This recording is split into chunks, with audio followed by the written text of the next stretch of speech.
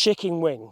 It's a real ugly move in the golf swing, but it also doesn't help golf shots either. Let me explain. So we're talking today the dreaded chicken wing as we go through impact. This kind of weak, bent lead arm as we hit the golf ball. Now there are a few golfers that make this work, and as long as you combine it with other components, it can work, but it's certainly not the most dynamic way to swing. Now, when we look at creating forces and power and stuff, if we get this lead arm to extend and rotate, that creates the most amount of power we can do in the golf swing. So why does it happen? Why do we chicken wing? Well, most of the time it happens when our swing path is coming across us, then the arm gets into this shape and our body gets in the way, so the arm breaks. It sometimes happens because we're going to hit the ground, so the arm bends to relieve the club from the ground to make sure we get a more consistent and better contact. So it's very reactive to how we swing. So it can be sometimes due to the levers. So if the levers are broken down in the downswing this way, the arm will chicken wing and bend and raise up to stop the ground contact. Most of the time I see it from people cutting across the golf ball, the over-the-top swing, which plagues about 80 to 90% of golfers out there, unfortunately. So what we want to do is try and feel that we have a swing plane that is more neutral. So feeling that we swing it to the right is a good way of starting to eliminate the chicken wing. But we're also going to work now on the mechanics of the arm and share with you 2 exercises that really work and really make a big difference to the left arm mechanics through the ball. The last thing I'll touch on before we get into the 2 drills is just grip.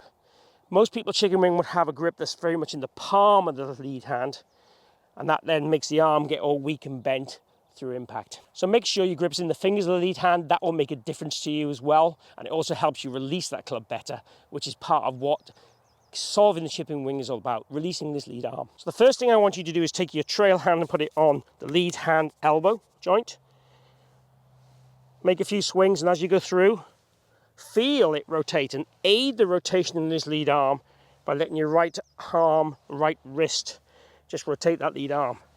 And what you'll start to feel here is a big gap, an extension, and this kind of glib blood position in the elbow pointing more towards the sky.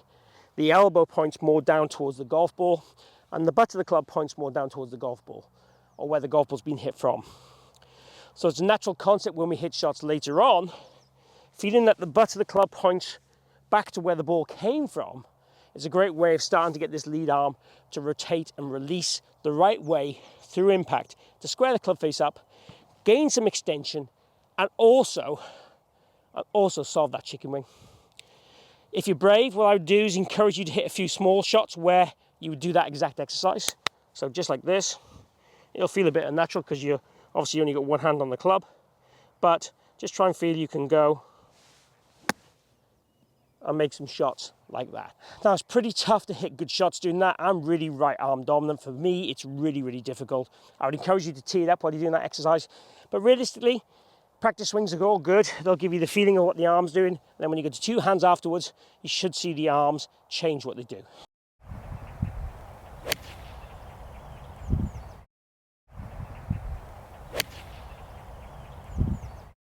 Okay, the second exercise I want you to do. This one, again, is going to give you a real feel of stretch through the ball. So put 2 hands on the golf club. When we get down to impact, or just prior to impact, feel like your right hand comes off the club and just your left hand goes through the ball. Again, doing this encourages a few things. 1, huge extension. 2, it's much harder to swing across yourself when you take that right hand off.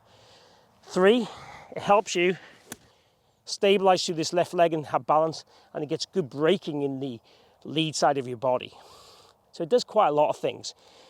Extension is huge. You watch all good players and they have a huge extension between the hands and body through impact. And also the body is extending and moving up too. So this drill, again, even if it's just done with practice swings, is going to encourage all the things we want to rid us of the chicken wing and also help other things in the golf swing. It's kind of like a freebie drill. So we'll try and hit one.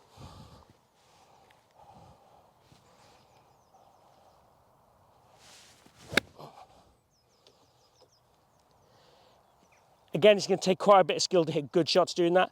But when you hit shots as opposed to practice swings, it makes the body just transfer it into normal swings a little bit quicker and a little bit easier. So If you're brave and you don't worry about embarrassing yourself, like hitting poor shots like that one, have a go, but practice swings are absolutely fine. And even you can take that to the course where you do a practice swing and then hit a normal shot. So what we're talking about really, ideally, we need to swing in the correct direction and we need to feel we get the extension in the arms and the right left arm mechanics.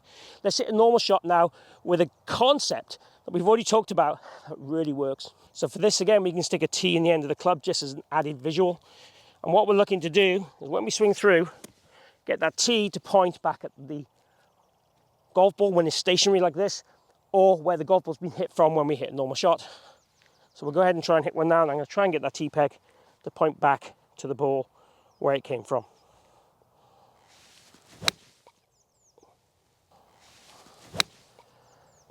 I can't hit a better golf shot than that. Absolutely flushed. Great flight to it too. So if I was going to go to the golf course right now, all I'd be doing is having a nice practice swing where I maybe let go of the club and then point the tee back to where the ball was hit from as the concept, and be really committed. And that would make, for me, a great difference to a lot of golfers. And I've tried this and tested it with lots of golfers, and it really works.